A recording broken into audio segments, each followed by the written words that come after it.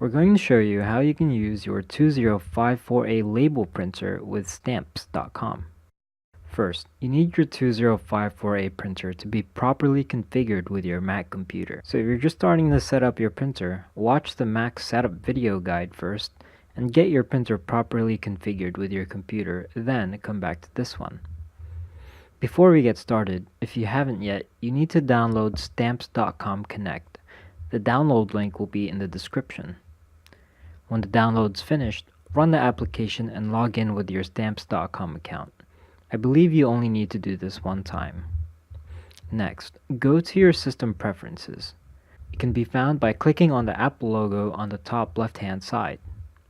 Go to Printers and Scanners and right-click on the thermal label printer titled 4Barcode 4B2054A. If you don't have a mouse, typically to right-click, hold Ctrl while clicking to bring up the menu.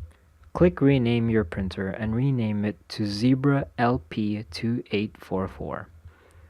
It might be case sensitive, so be sure to name it exactly the way it's shown on the screen. You only have to do this once as well.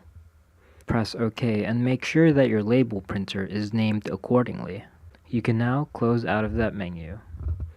Next, go to stamps.com, log in, and what we are going to do is attempt to print a sample label. If you have an order, you can print a sample label that way, but we will just be creating a new one from the Mail tab. Select the correct size. We're going to choose 4x6 since that's the standard shipping label size. When you're done setting up your sample label, click Print Sample on the bottom right-hand side.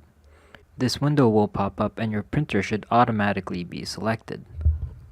Click on Print. If you have everything set up correctly, then your sample shipping label should print out. Just print out your real shipments the same way and you're good to go. If you have any further questions, you can reach us by chat at arkscan.com. If we were able to help you, please thumbs up our video and subscribe to our YouTube channel for more tutorials.